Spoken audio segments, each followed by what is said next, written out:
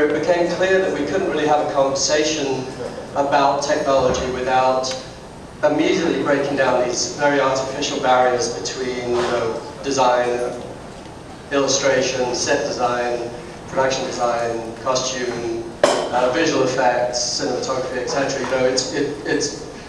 We're involved in a process more and more that's becoming a single workspace. And somebody just asked me about specialization versus generalization. It strikes me now, and this is skipping around, but I'm working at DreamWorks again now. DreamWorks is a company that's built itself on the basis of specialization in a sort of pipeline kind of factory mode.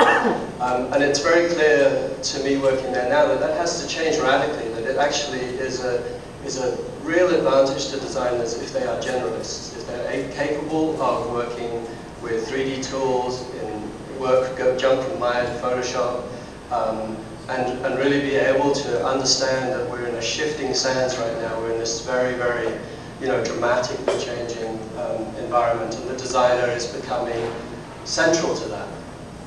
So 5D represents the sort of 5, perhaps 10 poles of narrative media in design. So what we're identifying is film, animation, TV, interactive media, which of course involves the whole game environment, and architecture, which includes immersive experience design and kind of media-based architecture. I think architecture is kind of split down the middle now as to how much it's devoted to media and how much it's devoted to kind of bricks and mortar. But given that much, much broader scope of a sort of enormous industry, if you combine all of those, what is clear is the designer is central in each of those media. And the designer is probably the only person who can freely pass between film, animation, and architecture. Let's say an animation producer would have a hard time finding a job in architecture. A cinematographer would have a hard time finding a job in architecture, or even in animation, actually. So the designer is kind of reaching a whole new position of strength in his and her central position in all of these media. So just to lay out this process, there's it's kind of a myth, but there's this popular notion that a film starts with a script. We generally experience that not to be the case, but let's say the script gets packaged with a director and a producer, and then the first hire would generally be the production designer, who would start hiring a crew, researcher, location manager, the concept artists and illustrators, the storyboard artists. And this is sort of the beginning of a conventional production process that's gone back for 100 years. But then, once you start adding digital tools to this mix, it starts changing fairly dramatically.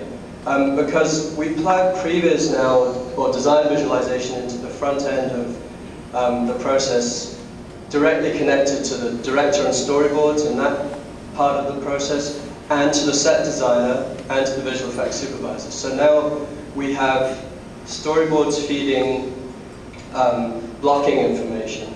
We have the set design and the concept artist feeding environmental information. The visual effects supervisor is starting to work with the production designer to separate what is going to be virtual and what's going to be real. And the camera, who can start earlier but tends to start a little bit later, is plugged into that too. So now you have a nonlinear workflow, this completely fluid space which is inputting information and sending out information constantly as it's updated. As we get information from previs back to set design and back into the concept art, we're updating the 3D models, and then we're exporting JPEGs out of Maya to the illustrators. The illustrators are now drawing on top of lens-accurate views from within the environment, and then that information is going back into previs to make color decisions and lighting decisions with the cameraman. and the director continues to work on the blocking. So we have essentially a simulacrum of full production going on in early pre-production.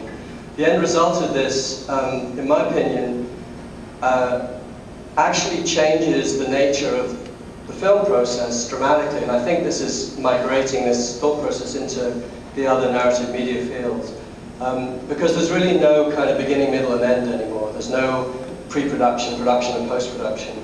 We start in full production at the beginning, and all the information is accrued and added to in an intuitive way through the full arc of production, using the same tool sets and just adding more and more data and information to the tool set so that by the end you have a complete film. But you know, in the case of animation, where it's a fully CG environment from beginning to end, essentially you're just building on that skeleton of a Maya model combined with lighting, concept, all the way through to that CG final